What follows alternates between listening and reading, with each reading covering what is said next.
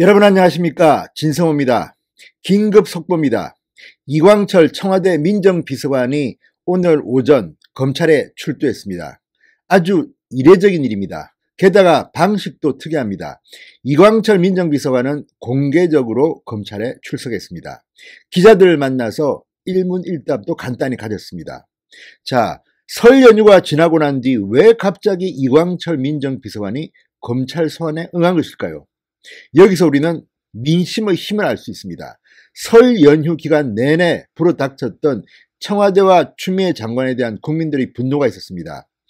아시다시피 최강욱 청와대 공직기강 비서관 한 명을 불구속 기소하는데 이 추미애 장관 또 중간에 이성윤 서울중앙지검장 교묘한 방해 공작을 한 게 아닌가 하는 의혹이 들고 있습니다. 자, 이성윤 서울중앙지검장은 윤석열 검찰총장의 지시도 어기고 이 최강욱 비서관 기소를 결재하지 않았습니다. 결국은 윤석열 검찰총장의 지시로 이제 좌천될 운명인 송경호 이 서울중앙지검 3차장이 결재를 해서 불구속 기소를 했습니다. 이 과정을 지켜보고 추미애 장관은 이성윤 지검장으로부터 단독 보고를 받기도 했습니다. 그런데 이게 검찰청 규칙을 어겼다, 이런 비판이 또 나왔습니다. 동시에 보고를 해야 되는데 상위 상급자인 서울고검장과 윤석열 검찰총장을 패스하고 추미애 장관한테만 보고한 것입니다. 게다가 최강욱 비서관은 검찰 소환을 불응했습니다. 3차례 이상 불응했습니다. 한편 이광철 민정비서관 역시 검찰에 3번이나 소환조사에 응하지 않았다는 사실이 드러나면서 국민들은 분노했습니다. 아니, 청와대 사람들은 무슨 법 위에 서 있나? 청와대는 성적인가? 검찰이 정당한 법 집행을 하는데 불응하다니. 게다가 이 두 사람은 민정비서관과 공직기관 비서관입니다. 바로 검찰 인사를 좌지우지하는 청와대 실세들입니다. 이번 인사도 추미애 장관이 있지만 사실 그 뒤에는 이 두 사람, 이광철 민정비서관과 최강욱 공직기관 비서관이 있다는 말들이 많았습니다. 자, 검찰 간부들도 내 마음대로 주무르는데 내가 왜 니들 조사를 받냐? 이런 심보였을까요? 이 청와대에서 가장 검찰과 밀접한 관계인 두 사람이 지금 피해자 신분입니다. 한 명은 이미 기소가 됐고 한 명은 피해자 신분으로 소환됐는데 불응했습니다. 그러다가 느닷없이 설 연휴가 지난 오늘 전격적으로 출두했습니다. 그것도 공개 출두했습니다. 아시다시피 지금 이 조국 장관이 취임해가지고 규칙을 막 바꿔버렸습니다. 이제 피의자가 소환될 때도 비공개로 다 들어옵니다. 조국도 그랬고 정경심도 그랬습니다. 기자들은 알지 못합니다. 그런데 유독 이광철 민정비서관은 공개적으로 기자들 보는 앞에서 검찰에 출석했습니다. 왜 그랬을까요? 이유가 있습니다. 내가 지금 검찰에 출석하고 있다는 것을 국민들한테 알려야 했기 때문입니다. 왜 그랬을까요? 지금 청와대는 몰리고 있습니다. 추미애 장관도 몰리고 있습니다. 누구한테 몰리고 있을까요? 국민들한테 몰리고 있습니다. 결국 윤석열 검찰총장의 무릎을 꿇은 꼴입니다. 윤석열의 겁먹은 표정입니다. 자, 왜 이렇게 일이 진행되게 됐을까요? 어제 여러분 제가 영상으로 보여드렸지만 이 청와대 울산시장 선거 개입을 수사하고 있는 서울중앙지검 공공수사 2부 김태현 부장검사 팀이 전격적으로 윤석열 검찰총장과 이성윤 서울중앙지검장에게 동시에 이 2월 3일 전에 이번 주 안에 이미 사실이 드러난 사람들은 기소하겠다는 뜻을 보고했습니다. 지금 이성윤 서울중앙지검장은 뭉개고 있습니다. 못하게 하려는 것 같습니다. 그렇지만 언론에 다 공개가 되어버렸습니다.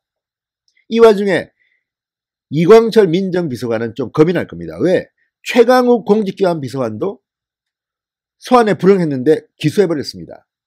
자, 이제 이 팀들이 해체하기 전에 2월 3일이면 해체가 됩니다. 뭐 완전히 해체는 아니지만 상당히 많은 간부들은 다 물을 먹습니다. 김태현 부장검사 빼고는 대부분 지휘 라인들이 물갈이 됩니다. 그래서 이번 주에 빠르면 기소를 하겠다는 뜻을 전하자 겁을 먹은 겁니다. 나 검찰에 나갔어? 알리바이를 남기려고 하는 것인지 모릅니다. 이례적으로 공개 소환 조사를 받겠다고 기자들 앞에 나선 겁니다. 자, 역전되고 있습니다. 판세가 역전되고 있습니다. 내가 검찰 인사를 좌지우지하는 실세인데 왜 내가 소환조사를 받아 이렇게 버티던 최강욱은 이미 기소가 됐고 남은 한 사람 이광철 민정비서관 제발로 검찰에 출석한 것으로 보입니다. 자, 윤석열 검찰총장의 파이팅이 돋보입니다. 진성호의 융단 폭격 시작합니다. 문재인 청와대의 민정수석실을 융단 폭격합니다. 방송에 앞서 아직 진성호 방송의 구독자가 아니신 분들은 붉은색 구독 버튼 눌러주십시오. 더 좋은 방송으로 보답하겠습니다. 자, 이광철 민정비서관 오늘 검찰에 출석하면서 이렇게 말했습니다. 검찰 조사를 목전에 앞두고 있는 상황에서 이 사건에 관해 장외에서 언급하는 것에 대해서 적절치 못하다고 생각한다. 차분하고 절제되게 성실하게 조사에 임하겠다. 자, 검찰이 이 비서관에게 3차례나 피해자 신분으로 출석하라고 통보를 했지만 모두 불응했다는 뉴스에 대해서는 이렇게 말합니다. 1월 13일과 17일 2차례에 걸쳐 검찰의 입장을 등기우편으로 보냈다. 이렇게 밝혔습니다. 참 가관입니다. 등기우편으로 입장을 보내요? 이런 피해자가 어디 있습니까? 대한민국에. 이런 오만방자한 인간들. 자, 이어서 누가 어떤 연유로 저에 관해 이렇게 반쪽 사실만 흘리고 있는지 궁금하다. 이렇게 주장했습니다. 자, 지금 이광철 비서관은 피해자 신분입니다. 공직선거법 위반 피해자 신분입니다. 지난 2018년 울산시장 선거 당시 민정비서관실 선임 행정관으로 근무했습니다. 김기현 전 울산시장 측근을 겨냥한 비리 첩보 생산과 하명 과정에 개입한 의혹을 받고 있습니다. 자, 지금 검찰이 피해자 신분으로 소환했다는 것은 상당히 중요합니다.